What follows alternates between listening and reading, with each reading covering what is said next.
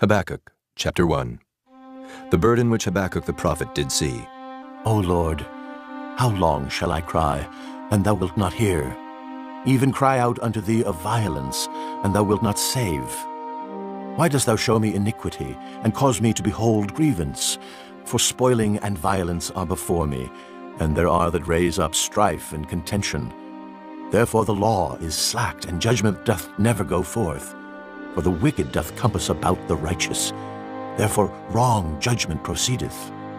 Behold ye among the heathen, and regard, and wonder marvelously. For I will work a work in your days, which ye will not believe, though it be told you. For lo, I raise up the Chaldeans, that bitter and hasty nation, which shall march through the breadth of the land to possess the dwelling places that are not theirs. They are terrible and dreadful. Their judgment and their dignity shall proceed of themselves.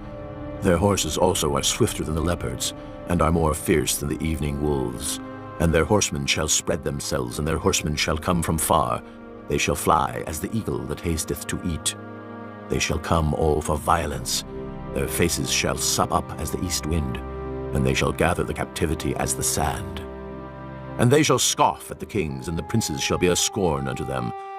They shall deride every stronghold, for they shall heap dust and take it. Then shall his mind change, and he shall pass over and offend, imputing this his power unto his God. Art thou not from everlasting, O Lord my God, mine Holy One? We shall not die. O Lord, thou hast ordained them for judgment, and, O mighty God, thou hast established them for correction. Thou art of purer eyes than to behold evil, and canst not look on iniquity. Wherefore lookest thou upon them that deal treacherously, and holdest thy tongue, when the wicked devoureth the man that is more righteous than he? And makest men as the fishes of the sea, as the creeping things that have no ruler over them. They take up all of them with the angle. They catch them in their net, and gather them in their drag. Therefore they rejoice and are glad. Therefore they sacrifice unto their net, and burn incense unto their drag, because by them their portion is fat, and their meat plenteous. Shall they therefore empty their net, and not spare continually to slay the nations? Chapter 2. I will stand upon my watch, and set me upon the tower, and will watch to see what he will say unto me, and what I shall answer when I am reproved.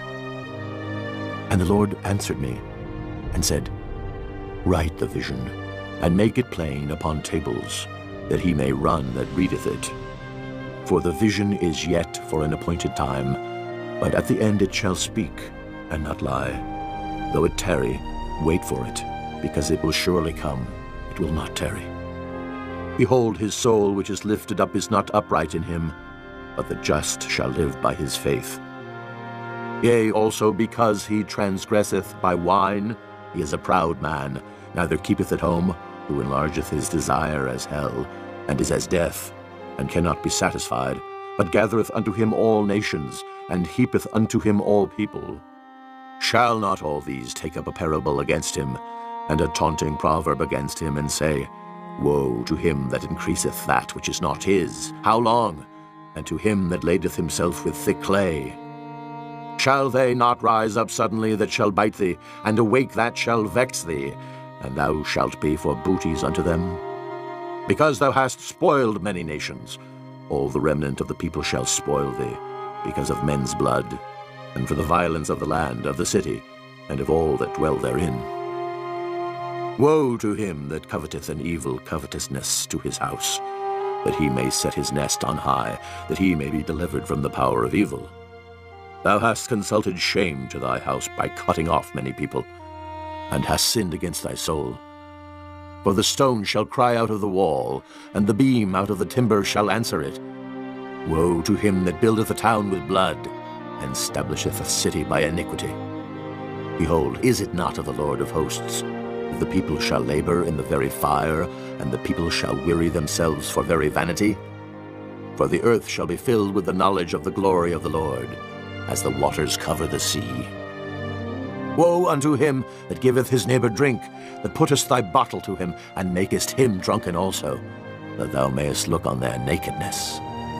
Thou art filled with shame for glory. Drink thou also, and let thy foreskin be uncovered. The cup of the Lord's right hand shall be turned unto thee, and shameful spewing shall be on thy glory. For the violence of Lebanon shall cover thee, and the spoil of beasts, which made them afraid, because of men's blood, and for the violence of the land, of the city, and of all that dwell therein. What profiteth the graven image that the maker thereof hath graven it? The molten image, and a teacher of lies, that the maker of his work trusteth therein to make dumb idols? Woe unto him that saith to the wood, Awake! To the dumb stone, Arise, it shall teach. Behold, it is laid over with gold and silver, and there is no breath at all in the midst of it. But the Lord is in his holy temple. Let all the earth keep silence before him. Chapter 3. A prayer of Habakkuk, the prophet, upon Shigionoth. O Lord, I have heard thy speech and was afraid. O Lord, revive thy work in the midst of the years. In the midst of the years make known. In wrath remember mercy. God came from Teman, and the Holy One from Mount Paran, Selah. His glory covered the heavens, and the earth was full of his praise. And his brightness was as the light. He had horns coming out of his hand, and there was the hiding of his power. Before him went the pestilence, and burning coals went forth at his feet. He stood and measured the earth.